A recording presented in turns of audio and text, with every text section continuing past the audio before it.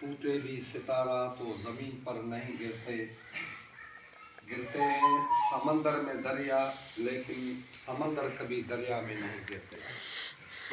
वाजिबुल एहतराम मुझा मुअज़्ज़ज़ मुकर्रम ज़ी शऊर हम सफ़र साथियों, अस्सलाम वालेकुम। अॼोको ही अल अंसार जो तरबियती वर्कशॉप जो इनेकाम इन पंजे तालके सालार मोहतरम हाकिम अली काका साहब इन पंहिंजे ॻोठ में रखियो आहे। तहरीके जा अमीर हज़रत मौलाना साईं शीराज़ अहमद मेमून साहब ऐं अमला मौजूदु आहे। सद मुबारकबाद जे लाइक़ आहिनि साईं वारा जिन अंसार जे हवाले सां ही निशिस्त जो एहतमाम कयो। गुल मोहम्मद अव्हांखे ॻाल्हि ॿुधाई त 83 में मूं फार्म भरियो। पहिरें भेरे असां जॾहिं जमियत तलबा इस्लाम में हुयासीं त पोइ पहिरें भेरे 95-96 में हाजी अब्दुल मालिक टालपुर साहब जेके असांजा सूबाई उहिदेदार आहिनि, जंहिं वटि अञा का गाॾी कान हूंदी, हाणे त हुननि वटि अल्हम्दुलिल्लाह अलाह साईं उन्हनि खे वधाए फार्चूनर ॿियूं गाॾियूं बि आहिनि।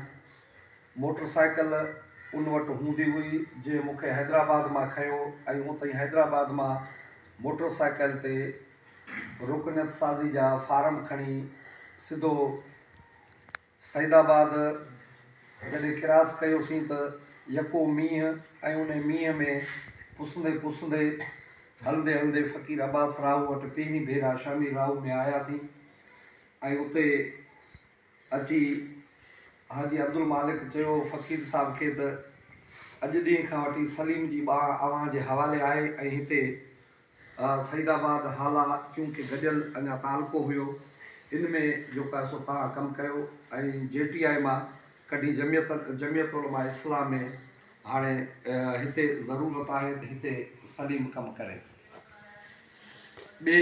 उहा राति असां उते हुआसीं, शाम जो पहुतासीं ऐं मरहूम अला नवाज़ ख़ासकिरी साहिबु उहे बि फ़कीर साहिबु उन्हनि खे घुरायो। साईं मुफ्ती ज़ैनुल आबिदीन साहिबु हुयो। ॿिए ॾींहं ते मां पाण में सलाह मशवरो करे ऐं 3 ॾींहंनि खां पोइ वरी उहो दौरो शुरू कयोसीं रुकनियत साज़ी जो।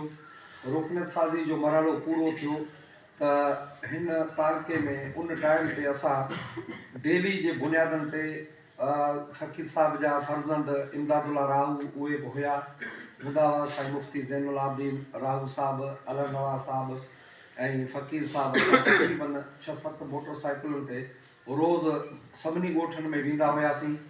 रुकनियत साज़ी जो मरहलो पूरो करे ऐं असां हिन तहलके में तक़रीबन 22 यूनिट क़ाइमु कया हुआ। पहिरियों भेरो हो जो उन हवाले सां तक़रीबन हिन तहलके में उहे यूनिट जेके हिन से माना क़ाइमु थींदा हुआ। पोइ राति जो कॾहिं गुल मोहम्मद वारनि वटि शबीर साहिबु उते हूंदा हुया, उन्हनि वटि अवल छछर मेवो छछर मङियो छछर हाजाणा तक़रीबन इहे जेके बि ॻोठ आहिनि इन्हनि सभिनीनि में पहिरें भेरे उहे यूनिट खोलियासीं ऐं ॾाढो अल्हम्दुलिल्लाह फस्ट क्लास जेको आहे सो माना हिकिड़ो नेटवर्क ऐं टीम वर्क तयारु थियो।